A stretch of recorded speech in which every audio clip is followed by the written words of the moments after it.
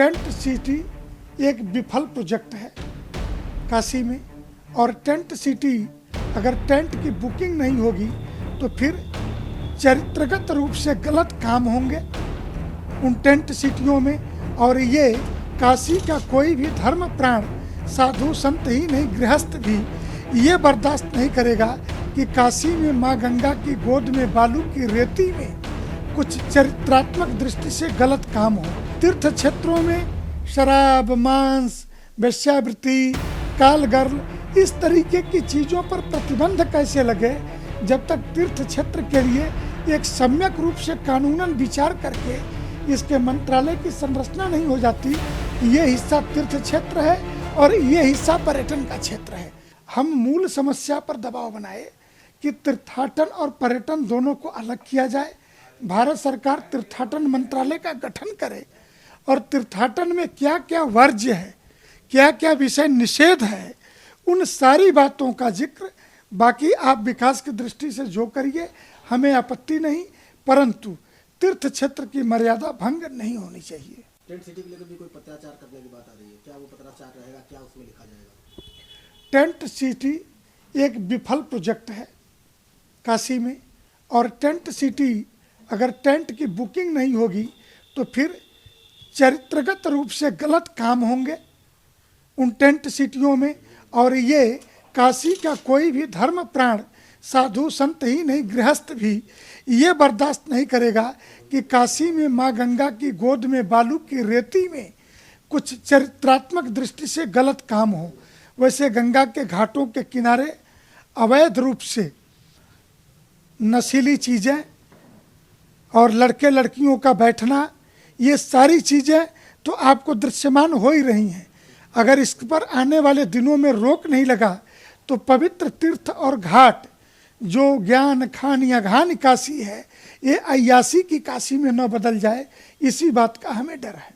तो क्या ये जो आपने बताया कि घाटों पर इस तरीके से बैठक हो रही है, इस पे यूपी पुलिस से, योगी सरकार से कहेंगे कि सख्ती बरते, किस तरीके से पाबंदी लगाएगी?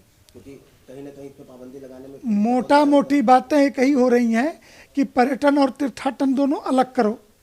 तीर्थाटन के जब तक विभाग अलग नहीं होंगे, आप कैसे पर्यटन वालों को रोक लेंगे?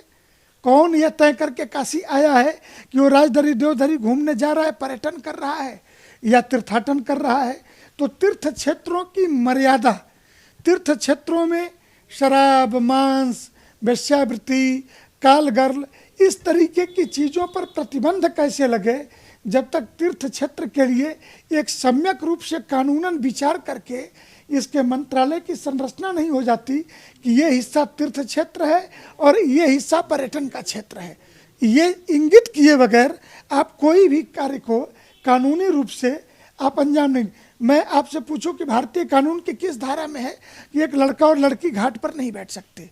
स्वाभाविक है, वर्तमान कानून के हिसाब से बैठ सकते हैं, लेकिन जब तीर्थ घोषित हो जाएगा तो तीर्थ की मर्यादा में शास्त्र की मर्यादा की बात होगी।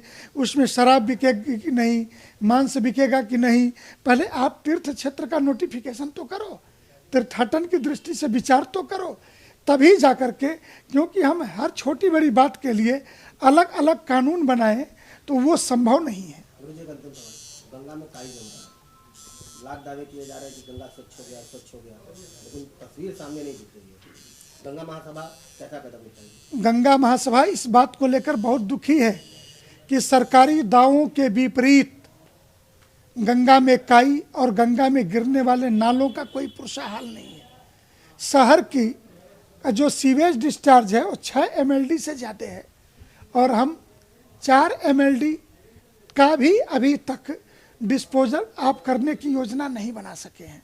तो स्वाभाविक है कि सरकारी कार्य योजना जब तक होटलों में तय होगी, घाटों पर नहीं उतरेंगे, तो क्या यूपीए सरकार, क्या एनडीए सरकार? क्योंकि ब्यूरोक्रेट तो वही होंगे और योजनाकार तो वही होंगे।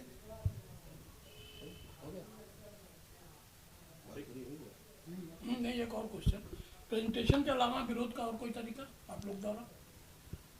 हम कोर्ट जाएंगे, क्योंकि 2009 में Ganga Mahasabha versus union government of India, जो गंगा एक्सप्रेस वे के विरुद्ध हमने मायावती जी के मुख्यमंत्री रहते कोर्ट में लड़ाई लड़ी थी और वो हमने मुकदमा जीता है। उस मुकदमे के अनुसार नोएडा से बलिया तक गंगा के हाई फ्लड लेवल से 500 मीटर की दूरी तक किसी भी प्रकार के सड़क का निर्माण नहीं हो सकता है।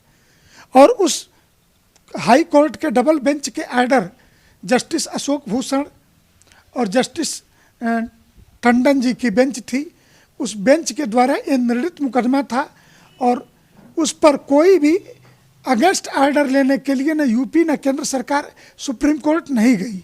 लिहाजा वो आज भी वो कानून एग्जिस्ट करता है, हमारे पास तो आधार हैं और सरकार सुनेगी तो अच्छी बात, नहीं तो कोर्ट के द्वारा होगा।